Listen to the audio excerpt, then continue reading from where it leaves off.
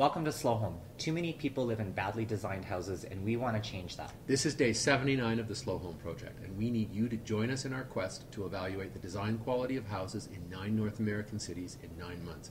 This week we are analyzing single-family houses in the Dallas-Fort Worth Metroplex, and today we are going to be doing an in-detail review of the bathroom question on the Slow Home test. So if we remember the Slow Home test, it talks about the bathroom category, and you have to look at all the bathrooms in the house for one thing, because if one bathroom is good and the other one's bad, we generally don't want to score a point for that. But within the bathrooms themselves, we want to make sure that they have adequate storage, enough counter space, the fixtures are well laid out, we don't have any supersized elements, too much floor space, or awkward things that are difficult to maneuver around. That's right, exactly. And we want to make sure that there's an appropriate number of bathrooms. Yeah. And that's something that we found in the Dallas single-family houses. Yeah, actually, houses. Dallas seemed to not have too many bathrooms, which I was surprised at. No. You know, in Toronto, they're always throwing in a powder room and two, every bedroom had an ensuite. But we were noticing, like on the design project exercise yesterday, the 2,081 square foot house had only 2 bathrooms, That's no right. powder rooms. So That's that right. seemed to be appropriate. Exactly. And I actually thought I'm going to go through some plans that I picked out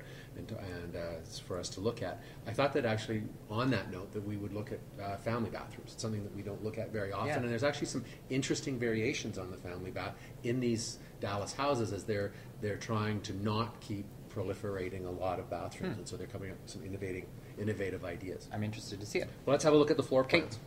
The first one is just, I thought it would be a good place to start, is the kind of standard configuration. We've got a standard layout with a door at one end and the sink, the toilet, and the bathtub. And really the relationship is about between the 2 bedrooms. You Right. come out into a hallway and off you go. Pretty much the way most houses work.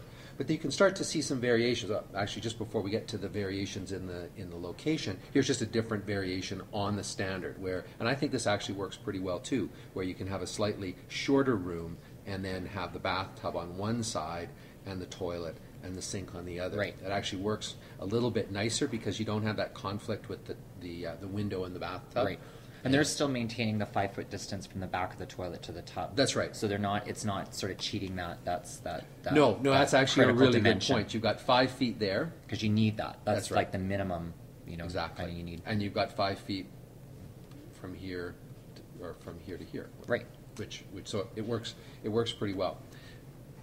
Here we've got a variation on that. This is the first time we're starting to see a bit of a variation. Basically what you can see it right here, what we've got is a segmented bathroom. We've got the toilet and the tub in one room, right. And we've got the double sinks this time in a second room. And that's a way of starting to acknowledge the fact that we've got 2 bedrooms, potentially 2 teenagers, whatever, being able to use this, one person getting ready in the morning with the sinks and the other person using the... I think it's a nice way to design the space. Without having to go to 2 bathrooms. Exactly.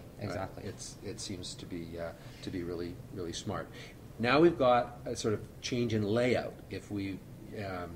rather than having the hallway configuration, we actually have a small vestibule so that we've got something. I mean, we're not going to get into the whole children's retreat issue right now, but we do have this, and you see this a lot too, where we've got 2 bedrooms with their doors facing each other, and then a common bathroom. So it's kind of sharing almost like an ensuite between 2 bedrooms. Exactly, but it still allows that bathroom to be used out here as well as by the 2. It's clever. We just can't leave these.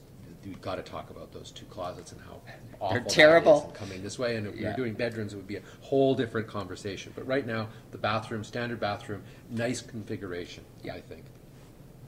Now we're starting to see, actually, over here on this side of the plan, a shared, what's often called a Jack and Jill bathroom. Right. So that we've got 2 bedrooms, and they actually have a shared ensuite. And you'll notice that this is a variation on that.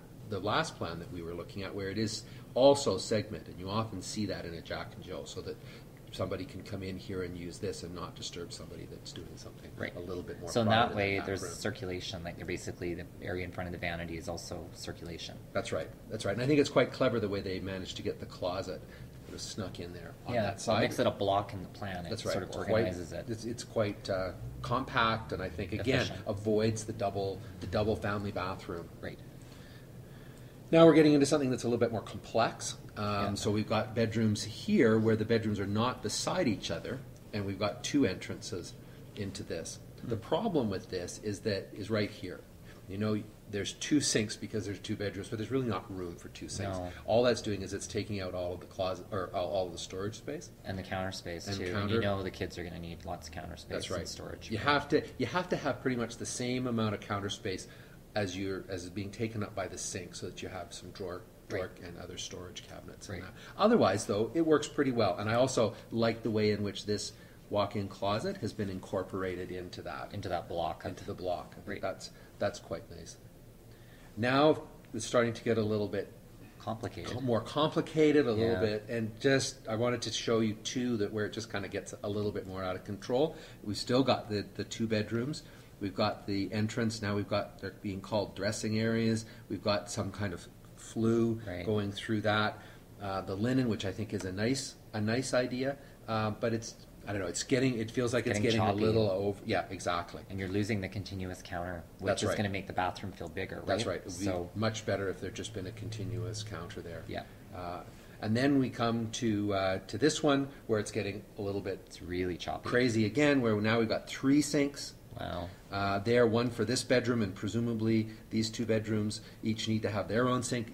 It's Well, starting to lose it, right? yeah. It's just not It's trying as too nice. hard. I think you can economize with the number of sinks. 1 for 2, 2 for 3. Like you don't have to have 3. Like are they all going to be lined up like the No, Von Traps particularly washing when you machine? don't have any storage. Yeah, over there's there. not.